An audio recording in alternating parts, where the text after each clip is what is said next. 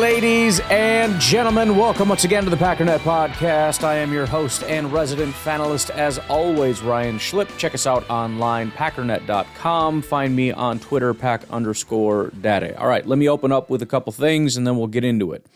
Numero uno. I mentioned this at the end of yesterday's podcast.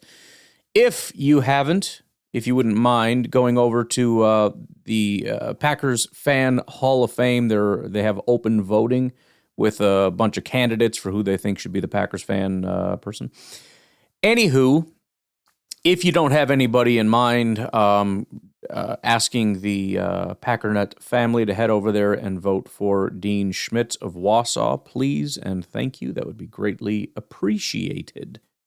Number two, packernet.com/pack_daddy. If you'd like to support the podcast, it would be greatly appreciated. You can do so for as little as $1 per month. This Saturday, we are going to be live streaming the game. I would love it if you could be there.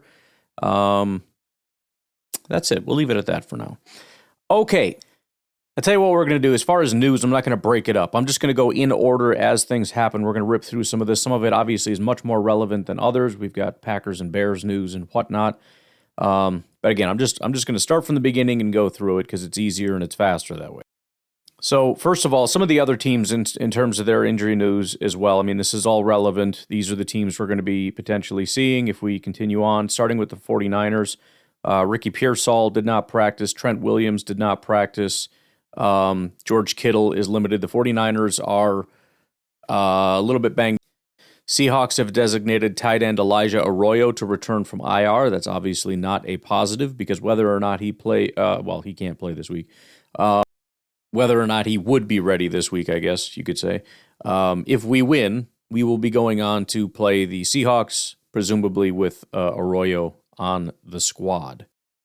Eagles designated Azeez Ojulari to return from IR. It's another NFC guy for the Philadelphia Eagles. So teams are starting to bring people back, and you can tell that they've kind of planned this. You know, not as much as you can plan it. It's been a lot of let's keep them out, and then we'll try as hard as we can to get these guys back when it matters most. And obviously, it's playoff time, so it matters most. Whether it's a matter of we wanted to hold him out one more week last week to get him maximally healthy, or he's not really ready, but it's playoff time, so get your butt back in here and you're going to play. Buccaneers have announced that Todd Bowles will remain the team's head coach. I don't know why teams do that. I mean, I guess it makes sense. Todd Bowles is unsure, and the team is probably unsure. They had a meeting, and they decided to keep going. It doesn't send a great message when it's like, you're on the hot seat. We probably should fire you, but fine, I guess you can stay kind of thing. It's very weird. Bears wide receiver DJ Moore was limited on Wednesday. Bears wide receiver Roma Odunze was limited on Wednesday. These two are probably going to play. Very big, very important development, whether or not DJ Moore and Roma Odunze, especially Roma Odunze, end up playing in this game. It goes on to talk about Moore. It says Moore is on track to play, having logged 2 limited sessions. We've already kind of mentioned. Odunze has now logged 3 straight limited practices dating back to last week. Rest was prescribed as the fix for the stress fracture, but an aggravation occurred during pregame warmups in week 15. When he hurried back after taking just 1 week off, Odunze sat out practice and games until he resumed practicing late last week. After practice today, Odunze told reporters he plans on playing against the Packers on Saturday. So, very likely, pending a setback, we're going to see a fully healthy Bears core. They're pretty solid tight end, and then this group of receivers, which, the 2 young guys in particular are probably their top receivers, but it's a solid group with the 3 receivers and the tight end. Packers wide receiver Dontavian Wicks limited on Wednesday due to his concussion issue. Matthew Golden, Achilles, practiced fully on Wednesday. We'll get to the full injury report momentarily. It actually isn't even out for Thursday. For me, it's obviously out for. We'll get there when we get. Alabama quarterback Ty Simpson declared for the draft. Might as well throw that. I can't. I'm trying to put it off. I'm trying, but it's just. This is becoming like the draft season has started for half the league. It's becoming big news, and it's hard to push to the side entirely. Eagles tight end Dallas Goedert limited. Jalen Carter for the Eagles was limited. Tight end Grant Calcaterra for the Eagles did not practice. That team seems pretty banged up. I can't stand either the 49ers or Eagles, but I think the Eagles annoy me more at this point, so I'm probably going to be rooting for the 49ers. In regards to John Harbaugh, apparently 9 teams have contacted him, so, I mean, yeah. Underneath this, though, I just want to read this because there is some stuff about Packers and whatnot, so a little blurb here says, among the 9, only 6 teams actually have head coaching vacancies at the time. The 6 teams in reference are the Giants, Titans, Falcons, Raiders, Browns, and Cardinals. Regarding the remaining 3, according to Vacciano, speculation around the league seems to have centered on Dolphins, Packers, and Panthers. Signs continue to point towards Dolphin head coach Mike McDaniel returning next season. Fast forward, Packers head coach Matt LaFleur is preparing his team for their 3rd straight trip to the postseason, but there has been an eerie feeling around the league that he may need to win the first round game to be completely safe. The Panthers are widely viewed as this year's weakest playoff team, and owner Dave Tepper is always a threat to swing again. The Buccaneers were also thought to be in the mix before it was made known that head coach Todd Bowles is keeping his job for 2026. So this is a really random and weird curve. We've all basically just been told by everybody, although nothing is really concrete. A lot of this seems to be speculation, but semi-concrete speculation that Matt LaFleur is 100% safe and there was never any question, which didn't really make sense in regard to why not just give him the extension earlier. Why did you choose to wait until the end of the season? And then we were given the excuse that, well, it's because they couldn't really nail down a price for LaFleur, and they didn't want to give Gutekunst a contract and not LaFleur because of the optics, et cetera, et cetera. And so we decided to just kick the can down the road, but they're definitely getting paid. Okay, cool. Well, according to Ralph Vacciano, the Packers have reached out to John Harbaugh. Okay. And in regard to the other teams that have reached out that still have head coaching vacancies, one of them fired their coach. Another one is a team that, will very potentially fire their coach in the Carolina Panthers. And then there's Matt LaFleur. Is the only one you sit there and go, wait, what? Now, I don't know. Again, a lot of this is weird speculation. I don't understand who or why or what. In fact, let me just go to the article here real quick. So far, it's clear that all 6 non-Baltimore teams looking at a new head coach, have at least reached out to the Harbaugh camp, as a source said. As for the others, speculation around the league seems to have centered on these teams, which I don't really understand the phrasing of this. I don't know what you mean speculation around the league has centered on these teams. Because according to the article, 9 people have reached out. In other words, it's 100% it has happened. Anyways, here's what he says about the Green Bay Packers. Matt LaFleur has a gaudy 76-40-1 record and is in the playoffs for the 3rd straight season, but there has been an eerie feeling around the league that he might need to win his first round game to be completely safe. If you want to connect some dots to Harbaugh, new team president Ed Policy is the son of former 49ers president Carmen Policy and close with Jed York, the 49ers owner, who had some pretty good success with John Harbaugh's brother Jim as the head coach in San Francisco. As the Packers, by the way, is an incredibly attractive job, especially for a coach who grew up in the Midwest. So, as best as I can tell, it's implying definitively that a source, presumably, I believe in the Harbaugh camp, actually, no, it says a well-placed league source, says Harbaugh's camp has been contacted by at least 9 teams. So, again, it's... I'm trying to think as far as what would cause the Packers to be on this list, while it also being true that they have no intention of moving on from Matt LaFleur. I can't get there other than the league source is, number 1, full of crap, number 2, misinformed, I guess, or number 3 is just adding every name that has reached out to have a conversation, because as they said, this guy has a relationship to some degree with the Harbaugh. Could it be that he just reached out to have a discussion with the guy and he's being lumped in? Oh, I know the Packers reached out. Could they be possibly reaching out to say, if the head coaching thing doesn't work out, would you be interested in an analyst role? I don't know. It could just be the typical Packers, you always pick up the phone and call kind of a situation. But it's the only one on the entire list that makes no sense. Again, 6 teams don't have a head coach. The 3 that are remaining, one is the Panthers, who didn't have a spectacular year. One is a team who just fired their head coach. They didn't know it at the time, but now there's essentially just two. And the Packers make the least amount of sense based on what we've heard. So very interesting that is a thing. And it could be partially, too, that the Packers were not super interested, but we're also not expecting a guy like John Harbaugh to enter the conversation. And when he did, it became a question of like, let's not just let this pass us by. Let's talk to him and maybe just put a bug in his ear that, hey, don't go making decisions too quick. We're gonna see how this goes and have some internal discussions.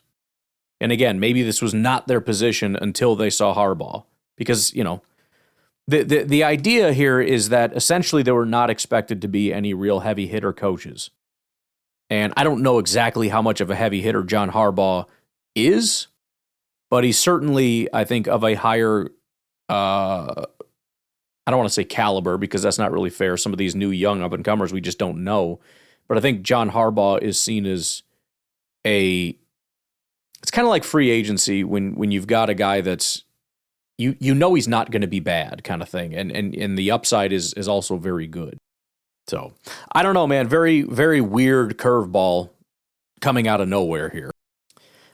In addition, the GM search for the Miami Dolphins, they have now moved on to in-person interviews, and there are 4 remaining candidates, and John Eric Sullivan has made the final cut to the final 4. So, we're probably going to go through this every year until he eventually gets hired away. We all thought it was a certainty last year. It didn't happen. It's probably more likely this year. Every year that goes by, whatever, we'll see. But obviously something to keep an eye on, and he's made the final cut over there in Miami. We'll see how that goes. Ravens will interview Vance Joseph. The Giants will be interviewing former Raiders head coach Antonio Pierce. The Buccaneers fired offensive coordinator Josh Grizzard. Dolphins fired head coach Mike McDaniel, as I already mentioned. There is also a lot of talk about, could McDaniel come here? I had even made a kind of a joke about that.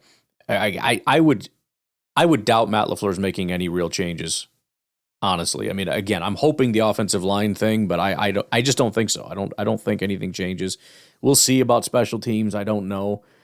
I don't think that's going to happen. I'm more concerned about, could Mike McDaniel end up in Detroit, because they've already fired their offensive coordinator and are certainly looking for someone. And although I think Mike McDaniel's a friggin' goofball and whatnot, he is one of the Shanahan type of guys. I mean, he is every other. There's 4 main guys we learn, right, and the other ones are successful head coaches that are in the playoffs right now. So McDaniel, as an offensive mind, I think would be a heck of a get for any team, and I'm sure the Detroit Lions will be pursuing him pretty heavily. Marshawn Lattimore was taken into custody for carrying a concealed. Okay, that sucks. Giants requested to interview Broncos assistant head coach and special teams coordinator Darren Rizzi for their head coaching vacancy. That's been a pretty wild thing there. Darren Rizzi is, he was the golden child for special teams. Packer fans wanted to get him. He was too much money. We decided to let him go. It ended up being a disaster. So then we're like, okay, fine, let's spend a bunch of money. We spent a bunch of money. That still was a disaster. Okay. Buccaneers fired quarterbacks coach Thad Lewis. Buccaneers fired special teams coordinator Thomas McGahee. All righty. Why don't we take a break there, and we'll be right back. All right, Matt LaFleur spoke to the media. Not a ton going on here. Santavian Wicks still in concussion protocol. Wicks will practice. Entire 53-man roster will be at practice. Zach Tom is being given a rest day. He's looked good in practice. Final decision on Tom will be made on game day. I hate to hear that, but it is what it is. I'm guessing he'll play, but it makes me nervous. We've seen him and other guys play injured and go out very shortly thereafter and then be out later on. Obviously, you don't want to take anything for granted. You need to go all in this game, but we'll see. We'll see. I mean, they're obviously giving him a rest day for a reason. He needs as much recovery as is humanly possible. It is great to hear the entire 53-man roster is there, though, including Wicks. He says practice at Energy has been outstanding. Players are excited due to the playoff environment. Team's feeling loose, trying to treat it like a normal week, which is what he had mentioned, that he wants to make it feel as normal as possible. Wants guys to focus on just doing their job. Can't afford mental lapses, drop in intensity, execution is everything, big games, whatever. Talked about Daniel Whalen a little bit in terms of he's broken a bunch of records this year. We might dive into that at some point. I didn't care to look it up. I hate to say it doesn't matter, but I mean, he's a punter. He's done a great job. We know he's very, very good, and he has been very, very good. He's also described as having a strong locker room presence, so he's a cool guy. Apparently, they've been practicing on Lambeau Field, also instead of the practice field, just to kind of mimic Chicago's field a little bit, to get a little bit more of to a little bit better condition. And since we won't be seeing Lambeau Field for the rest of the year, why not beat it up a little bit? And then they talked finally about Kyler Gordon expecting to be back. Kyler Gordon is, I'd mentioned before, probably the one guy that has been their big loss for the year. He's only played 3 games this year. But, big part of their defense and what they do. We'll see what he can bring, having played so little. I mean, we're talking about Jordan Love possibly having rust because he missed 2 games. This guy's played 3 all year, so let's be consistent in our analysis, you know what I mean? All right, we got the injury report out, and I want to do, let's get through this first, and then we'll do a little compare and contrast here, but as for the Chicago Bears, Jade Walker, Ozzie Trapillo, Roma Odunze, DJ Moore, Nick McLeod, Jalen Jones, Grady Jarrett are all off the injury report, meaning they are full go for the game. Braxton Jones, their tackle, and Kyler Gordon, the corner, are questionable. Joe Tryon-Shoyinka, the pass rusher, the linebacker whose name I can't say, and Chauncey Gardner-Johnson are out, all 3 with concussions. As for the Packers, Aaron Banks, Edgerrin Cooper, Matthew Golden, Lucas Van Ness are all good to go. Warren Brinson, Javon Bullard, Nick Neiman, Zach Tom, Dontavian Wicks, and Malik Willis are all questionable for the game. As mentioned, Zach Tom was given the day off, and they mentioned that he would be a game-time decision. So we shall see. I want to do a little, as I said, compare and contrast, because it's kind of interesting to think back at, in this game we didn't have this person or that person or whatever. So starting with the Chicago Bears, we talked about Roma Odunze being in this game, expected to be back. It looks now to be confirmed, but Roma Odunze has not played in a single Packers game this year. He ended up missing both of the matchups. He played up until week 13, hasn't played since. So obviously this is a fairly big addition for the Chicago Bears. Now, with that said, Odunze is in the good, not great category and has also, again, missed a ton of time. So from a tactical standpoint, what do? Do you make him the top guy in your offense? Do you kind of just put him out there, see what happens? I don't know. But he was at a 72 receiving grade, 661 yards through that period. Seemed as though things really started to fall off. So through the first 8 weeks or so, and I don't know if maybe he had an injury kind of crop up that started earlier. But through week 8, he was doing significantly better. Week 9 against Cincinnati, 2 targets, 0 receptions, 46 receiving grade. He had a decent game against the Giants after that. And then it was 60-50-50. The last 2 weeks in particular really did not go very well. Last time he cracked 100 yards twice this year. The last time was week 8 against Baltimore. He has 6 touchdowns on the season. Only 1 came after week 4. Luther Burden, who seems to be their number 1 receiver right now, rookie second-round pick, the guy that I really liked, but that's fine. Don't need to worry about that. He played us week 14, did not see us in the second matchup. He has a 79 grade and an 80 receiving grade and has gotten better as the season has wore on. He was basically bad through the first 4 weeks, very up and down from there through about week 13, has been pretty consistently good since. Granted, we're only talking about 4 games, but there's been a noticeable upward trend. The last time when he did play against Green Bay, He had 6 targets, 4 receptions, 67 yards, 76 grade, 78 receiving grade. That was the Week 14 game in Green Bay. Surprising that, the game that we lost to them, they didn't have either of their top receivers. Both of them will be back in this matchup. That means DJ Moore is the only guy that's been there both matchups. Moore has not been a very good receiver. In fact, he's the opposite. He's been getting worse. He was okay through about Week 9 and then has just been kind of terrible since then. He had 2 good games back-to-back. One of them, unfortunately, was against Green Bay. In the second matchup, 7 targets, 5 receptions, 97 yards and a touchdown, 81 grade, 81 receiving grade. So outside of that, in his game against Cleveland, he's been kind of awful. But this is the first time we're going to see all 3 of these guys back together. Obviously, that's not wonderful. Colston Loveland has been in both of these games. That's one guy that actually has played a little bit lesser against Green Bay. The games all around that tend to be a little bit better. So you could take that as a positive or a negative in terms of, we didn't see his best shot and they're getting the other guys back, or we've done a really good job of containing him relative to what he's done to some other teams. Again, Braxton Jones is potentially going to come back, but I don't know that he wins the job anyway. He played the first 4 weeks, did not play very well. Ozzie Trapillo right now has a 72 pass blocking grade, 64 run blocking, has played basically every week since Week 8. No, it started every week since Week 12, whatever. He was the starter in both games against us, so that alone makes it more than likely that he would end up doing that. He actually had his best pass blocking grade Week 14 against the Packers, and then also had a decent pass blocking grade in the second matchup. However, in that second matchup, he had his best run blocking grade. So he's had some pretty big success against the Packers, so I would expect to see Trapillo and not the returning Braxton Jones.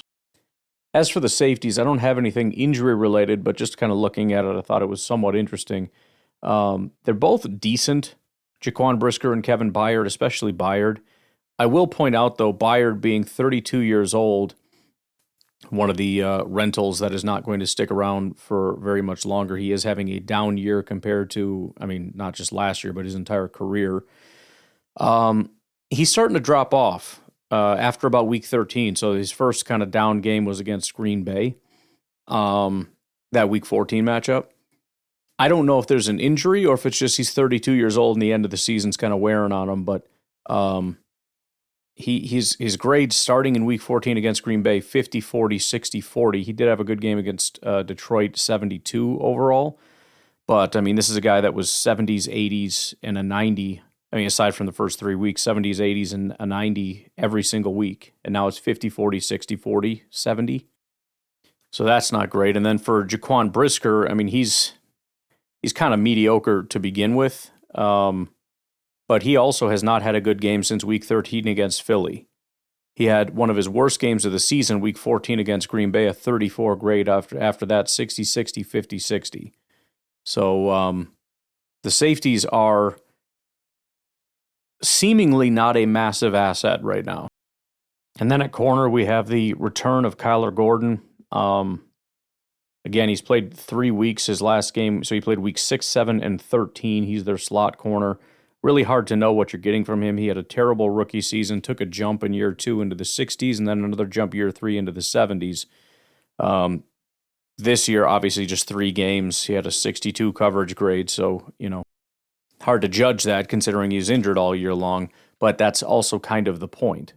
When you're injured all year, you're now regressing down to one of your worst seasons as a player. So it's a big boost for the Bears, at least they believe that it is. I'm assuming he's going to start. I don't know how much of an asset that's going to be, but we'll see. Jalen Johnson's another corner that missed a lot of time, but he was in both games against the Packers. He came back Week 13. He was their superstar corner in 2023. Bears fans, he's the greatest, whatever. And I had cautioned, I don't think, usually when you're the top corner, you don't just stay there for the rest of your life. You at least level off. Doesn't mean bad, but you level off. Well, he did. His grades starting out were 50, 60, 60, and then boom, 90. That's always a telltale sign that something's not quite right. Well, what did he do? He leveled off. He went back down to a 70. So far this year, he has a 58 overall grade, 58 coverage grade. Maybe that's because he missed time. I don't know, but he's been back now for 6 straight weeks, and his grades are 40, 50, 60, 60, 70, 40. So, his name strikes fear, as does probably Kyler Gordon, but I don't know that you're really getting...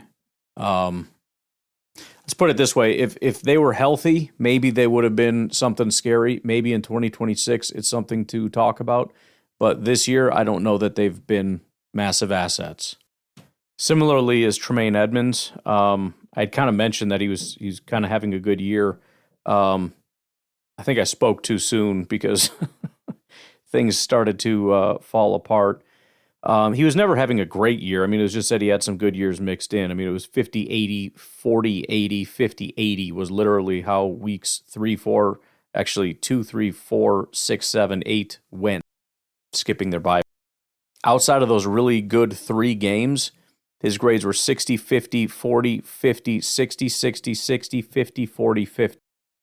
He did miss some time, but the bottom line is I thought maybe he was having a decent year. It doesn't look like he really is. I mean, his run defense is graded out really highly, but I mean, his coverage is terrible. The pass rush attempts have been terrible, and he's also missed quite a bit of time. We didn't see him in our first matchup, but he did come back for that second matchup, and that was kind of the, oh no, he's coming back thing. He came back and had a 52 grade, 42 run defense. It was his lowest run defense grade of his season. 26 tackling grade, that was his lowest of the season. 41 pass rush grade, that was his lowest of the season. TJ Edwards also missed quite a bit of time, but he was in both Green Bay Packers games, the other linebacker. Looking at their edge group, the only difference is the return of Joe Tryon-Shoyinka. Funny enough, see if you can figure this riddle out. He missed the second game against us, week 18, or what week was it? 16? Week 16. He did not play in the week 16 matchup against us, but he has played us twice this year. He actually was with Cleveland before he went over to Chicago and played us in week 3. But anywho, he's kind of just a rotational guy. He doesn't play a ton. His grades are not super phenomenal. And we did see him in week 14. He had his worst game of his season, 47 grade, 51 run defense, 52 pass rush, 0 pressures. So not huge news on the Shoyinka, who is questionable in this game, or I think he's questionable. He might be out. I don't know. Don't remember. Doesn't. We're going to see, I think, all the same defensive tackles. I'll just bring up couple points on this. Javon Dexter's another guy that I was kind of upset because I felt like he actually is taking a step. Year 1, he had a 51 grade. I laughed at the Bears. Ha, you suck. You picked a guy that sucks. Year 2, he jumped up to a 70 overall grade. 66 pass rush went up to a 67, whatever. His run defense went from a 36 to a 60, even his coverage, which doesn't super matter when. Well, he's back down to a 58 overall, 44 run defense, 29.8 tackling. His pass rush is, but his overall grade is down. He's at just under 10% pressure rate and 7 sacks this season. So, and he looked like he was getting off to a hot start through week 8. He was rolling, and then he just kind of fell off a cliff. Grady Jarrett, 33 years old. He did play, but doesn't look like he started in either game. He played plenty of snaps, but they're not listing him as a starter here. He graded in the 60s in both games. He had 5 pressures and 0 sacks over those 2 outings. And then you got Andrew Billings, who has a 38 grade. He's just a bad football player. I mean, he's having a terrible, terrible year. He's 31 and has fallen off a cliff. When he was with Las Vegas, he actually had a 76 grade. Chicago picked him up. It went from a 66 to a 62 and now a 38. So, yeah, he's cooked, man. It's over. So, anywho, why don't we take a break? I want to do the same thing, but go back through the Green Bay Packers and kind of remember who we had, who we didn't have in our other matchups. We'll be right back.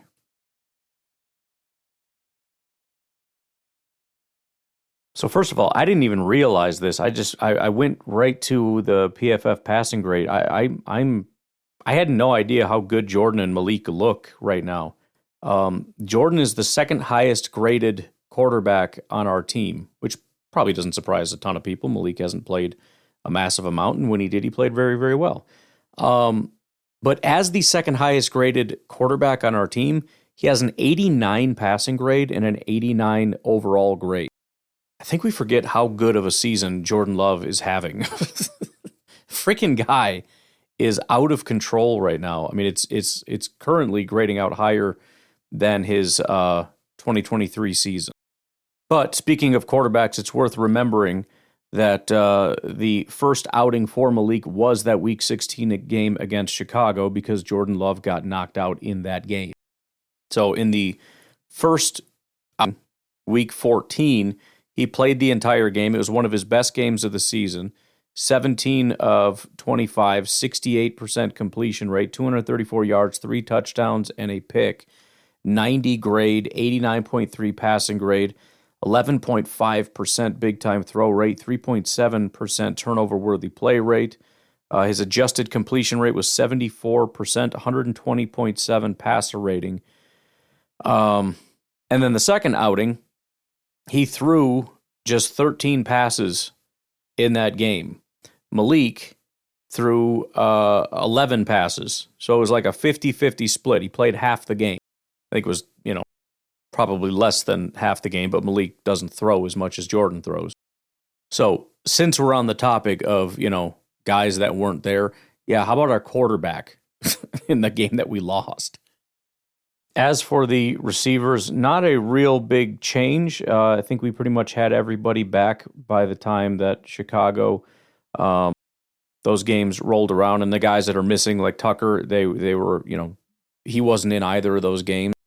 So you got to go down the list to like Bo Melton for it to be relevant.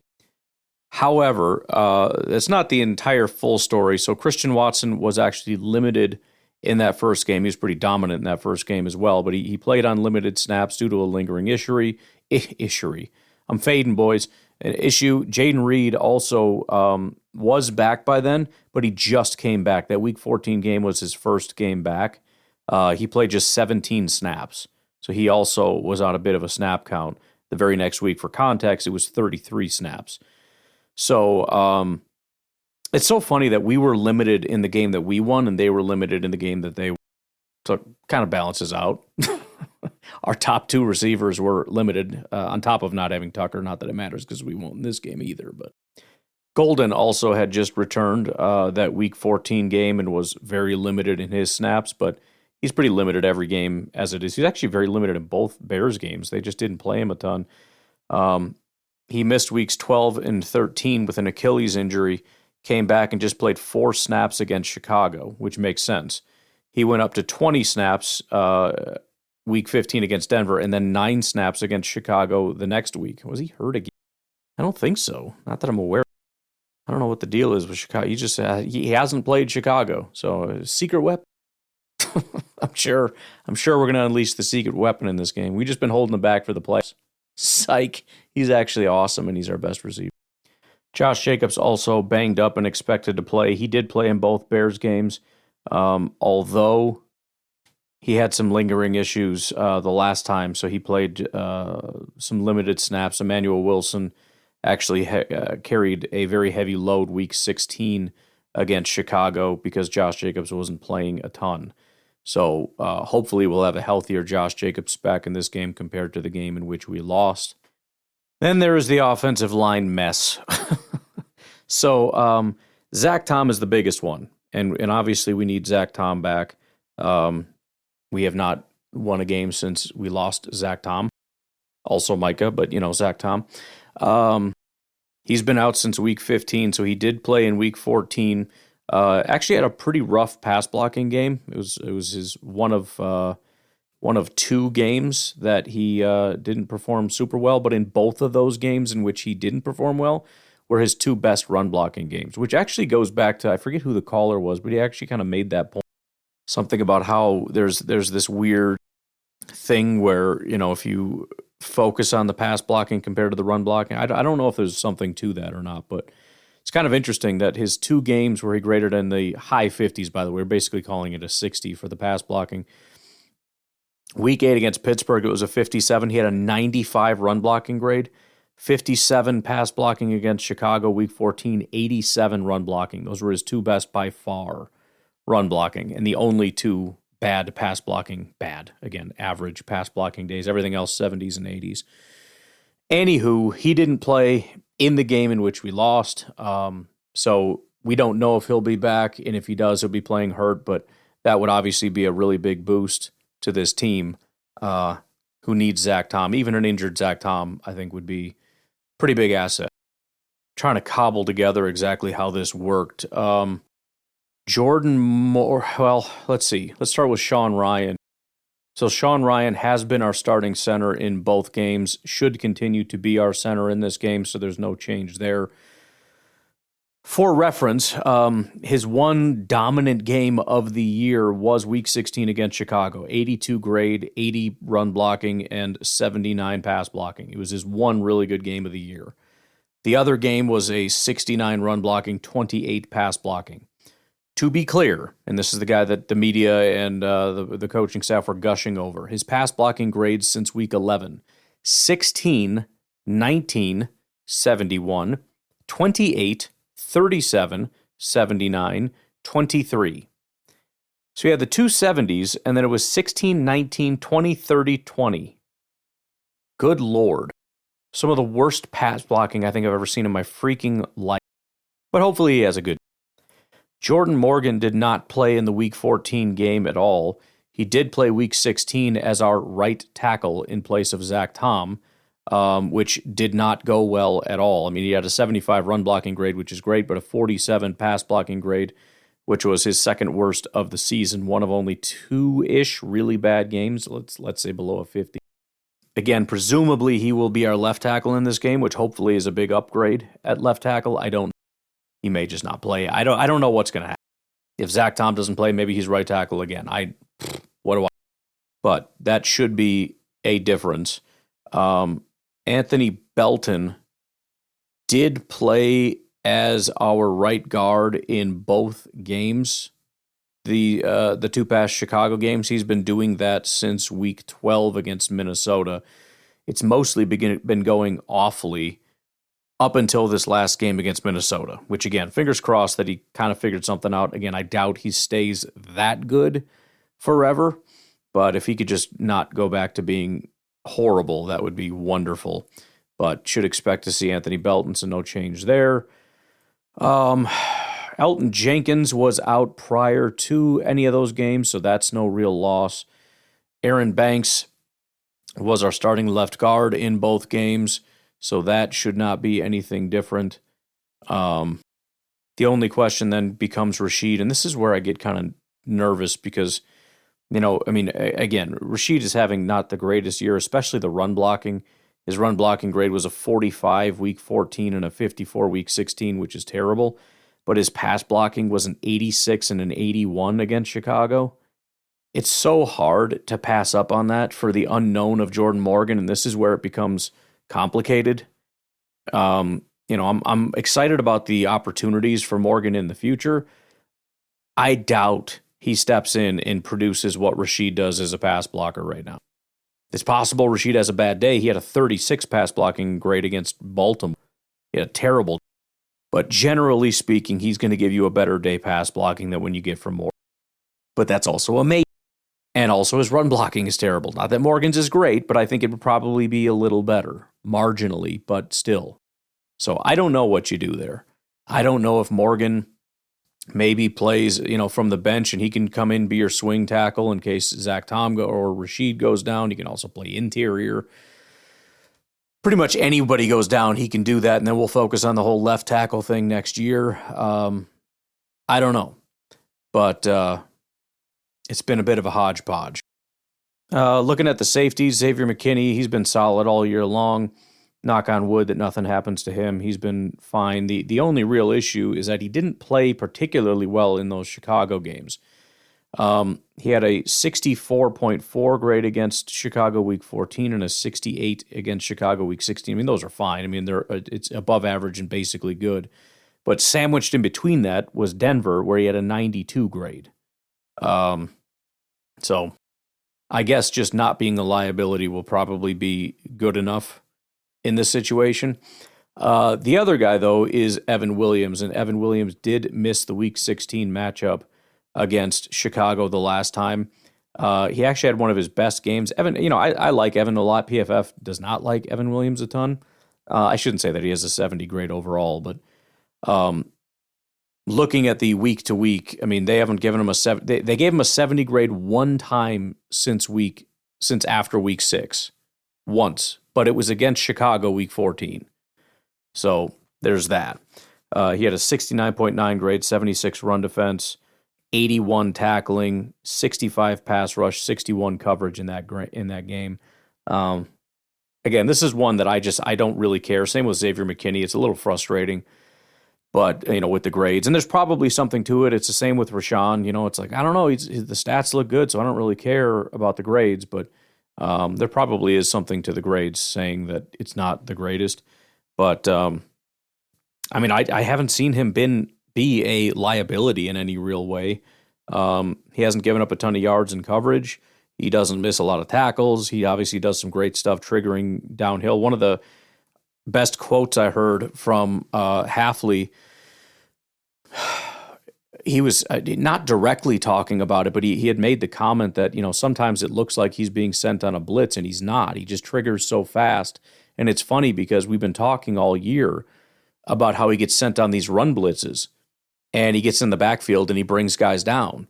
And the assumption is Hafley's just this wizard that calls run blitzes at the exact right time, or possibly passing, blitzes. But he goes for happens to see the handoff or whatever, makes a good play.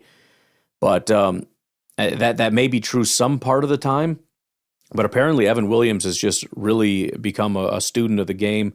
He said with McKinney there, Evan Williams is also kind of like McKinney. He's an intelligent guy that's like a coach on the field.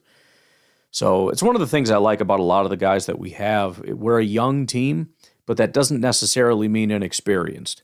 I mean, Evan Williams is just in year 2, but some of these guys are extremely intelligent and they get what they're doing, and they can help a lot of the other guys to do what they need to do. I think about like Christian Watson, our wide receivers. They haven't been here a ton. They're young guys, but they've been in the system a while. They understand what they're doing, and I'm just happy to have Evan Williams. I wish PFF liked him more, but whatever. At the end of the day, I like him. Then we got the corner situation, and this is similarly, I'm not entirely sure what to expect. Keyshawn Nixon obviously will be our starting corner. He did start in both Bears games. He had one of his best games against Chicago week 14, one of his worst week 16. It was an 82 and a 55. He had a 90 coverage grade and a 58 coverage grade. So take from that what you will. Especially weird considering, again, week 14 is when the Bears had more wide receivers, and week 16 is when they did not. I don't know. Valentine also started in both Chicago Bears games. He put out pretty average performances in both, which is pretty standard for what he's done all year and for what he's done in his career. I don't know the situation on whether or not Valentine will play because Trayvon Diggs is the wild card here. So we'll have to see. That'll be really interesting. Nate Hobbs he didn't start in either game. In fact, he hasn't been a starter since week 7, but he did play week 14 and week 16. He obviously is out, but actually week 16 is when he played the most. So hopefully it's an upgrade. He played, 38 snaps, 25 in coverage. So that was the game, obviously, in which we lost. So hopefully we have some kind of an upgrade there.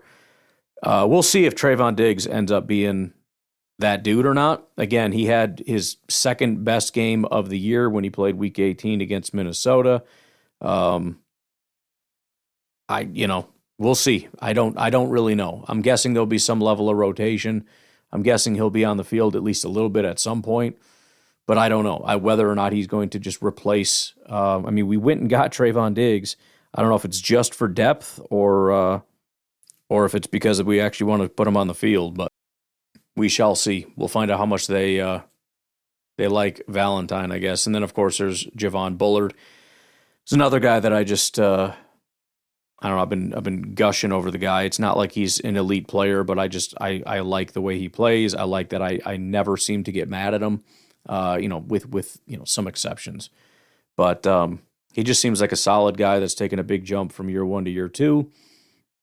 He's only got a 64 grade via PFF. However, I'm guessing that grade goes up quite a bit if you disregard the first 4 weeks of the season because he got off to a terrible start. Then weeks 6 through 14, he was basically perfect. I mean, it was 60s and 70s, and we're talking like mid 60s to mid 70s. So no bad games, above average to solid games. He went on a bit of a 3-game kind of iffy streak there. Weeks 15, 16, 17, he had a 27, 61, 58. I don't know what that was about, but he bounced back week 18 against Minnesota. Relatively limited snaps, but still played 21 snaps, had a 71 grade, so he's back at it. But no, I think he's been great. Linebackers, there shouldn't be any real change there. Everybody's been okay in that regard, thankfully. At edge, obviously the biggest thing here is losing Micah Parsons. We had Micah Parsons week 14 against Chicago. He delivered us 7 pressures in that game. He didn't grade out particularly well. It was one of his lowest graded games, but still 7 pressures in the game is obviously pretty impactful. Rashawn Gary was in both, so there shouldn't really be any change in his status in these games. Kingsley Enagbare, the only real difference is the slight increased usage. He was listed as a starter, but really just 4 more snaps. He didn't perform magnificently in either. 3 pressures and a sack in those games, but nothing really new there. Lucas Van Ness is another one of the big differences. He's obviously missed a lot of time. He played the first 6 weeks, missed a bunch of time, came back week 12, played 6 snaps, got hurt again, missed a bunch more time, came back week 15, and he did play week 16 against the Bears. However, he wasn't really used full time. He didn't really get back to full time until week 17, and then obviously was shut down week 18. So we haven't seen a ton of Van Ness, to be honest. Again, there was the first 6 weeks, and the first 4 weeks, because he didn't. There was no week 5, and then week 6 he played just 22 snaps. I don't remember if he got hurt in that game, probably, but that was a reduced amount. So really, just the first 4 games.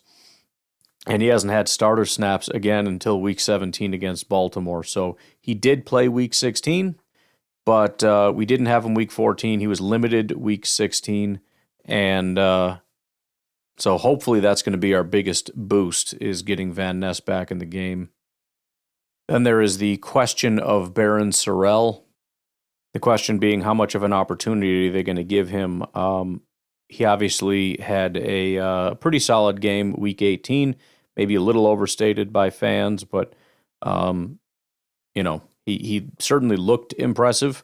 I think the other real big benefit is that you can't really say necessarily that, unlike some other guys, it's like, yeah, but he doesn't have a lot of experience. He just played the one game. He started the one game, but he's been in like every game pretty much this year. He played weeks 2, 3, 4, 6, 7, 8, 9, 10, 11, 13, 14, and 16. And so he's been in the mix. So it's not as though he's just been not there and now it's a question of, are we going to give him increased snaps? It's really just a question of, he's been there the whole time, hasn't gotten increased snaps. We gave him a huge workload. 52 snaps against Minnesota is massive. Just 2 pressures and a sack on 25 attempts is really not super fantastic. I know the sack is what everybody cares about, but still, I mean, he had a pretty solid outing, including a 65 run defense grade, which isn't elite, but it's solid enough. And when you can get that as well as a sack, again, the pressures were subpar, but especially with a group that's tired and worn out, you get a fresh rookie Baron Sorrell in there, at least giving him some increased snaps. So obviously we're not going to get 52 snaps from him, but outside of Week 7 against Arizona where he had 30, he's kind of in either the single digits or the double digits, teens-ish, 13, 12, 11, 10. Maybe we get closer to the Arizona game, 20, 30 snaps in rotation with Rashawn Gary, Lucas Van Ness, Kingsley Enagbare, Brenton Cox, and whatnot. That to me is the question. And actually, Brenton Cox is another interesting dynamic and also maybe a hindrance because I would assume Brenton Cox is ahead of him on the depth chart. I may be assuming incorrectly because he has not had all those snaps that Baron Sorrell has had throughout the entire season. And even when he has played, it's been, relatively, I mean, I know he's been injured, but, in those games, it's also 8, 9, and 18 snaps. So in other words, they're kind of on the same level in terms of the amount of snaps they've been getting when they play. But Brenton Cox, I think, is another guy that maybe even more so than Baron Sorrell because he does understand the scheme and he has NFL experience and is going to end up being a little bit more fresh. I mean, he's not even 26 years old. I mean, hasn't really played this year. Again, I'm not talking about starting reps, but you might be able to see a fresh Brenton Cox come in and play a little bit more than what we'd seen in the past. But if nothing else, I mean, obviously we lost our top guy by a mile. Our top guy is somebody that can't be replaced. But I think aside from that, this is our healthiest group. I mean, having Brenton Cox in there, having what we know now of Baron Sorrell, having Lucas Van Ness in there, it's a pretty solid group, and to have the depth to keep everybody fresh is important. And then defensive tackle is another one that's going to be, there's so much up in the air, which kind of makes me a little bit nervous. You look at defensive tackle, and obviously you've got your mainstays. You got Carl Brooks, which, is not necessarily the greatest thing in the world. His 2 games against Chicago, he gave us a 45 and a 29.8 graded performance. You've got Colby Wooden, who gave us a 39 and a 37 graded performance. So absolutely horrible performances from those 2 guys. And unfortunately, they are going to be our top guys with Wyatt being out. The good news here is that Wyatt went out just before the Bears game, so this is not, it's not like we had him and now we don't. And we got rookie 6th-round pick Warren Brinson, who hasn't been great, but I would venture to say he's been at the level, if not better, than Brooks and Wooden.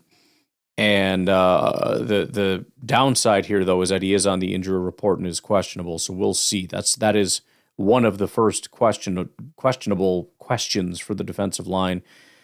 The other being Nazir Stackhouse, because Stackhouse is another guy that got a bunch of opportunities against Minnesota, and I thought, PFF did not, but I thought he had a pretty good day. Seemed as though the Packers seemed to like what he was doing out there. It'll be interesting to see again. Does he end up getting rotated in or not? I mean, he's going to have to some degree, with Riley going out, because, of course, every freaking body is on IR. But, yeah, we'll see. We'll see how much usage he gets. It's going to have to be some, but...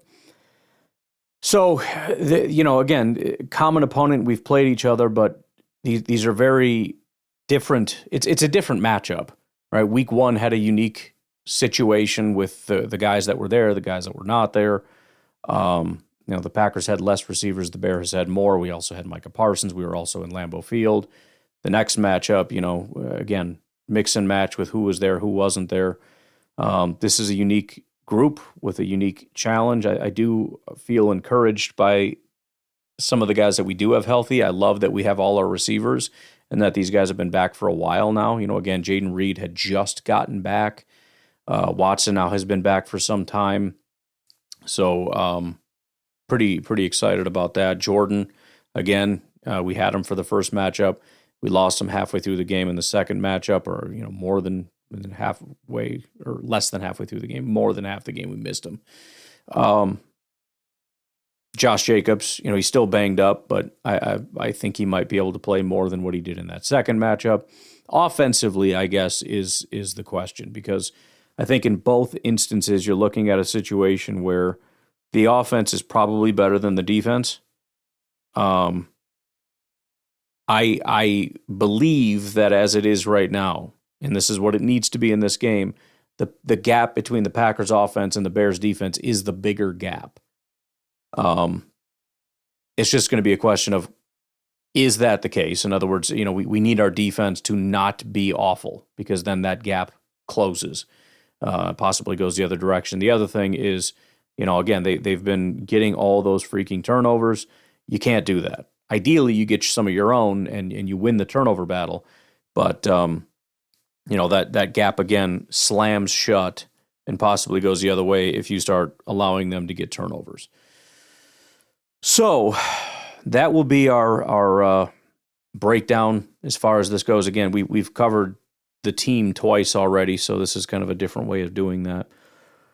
Tomorrow, we'll focus a little bit more on just, Positivity Sunday, even though it's Saturday, but, that's the title of it, Positivity Sunday, hype type stuff. And I think tomorrow is when I start having a panic attack, because it still hasn't hit me yet that the Packers are in the playoffs and we play the Bears, which I guess is good. I don't know why I'm not, but it's going to hit me at some point. Maybe it's just going to be a massive panic attack on Saturday, but I'm assuming by Friday I'm going to start having convulsions.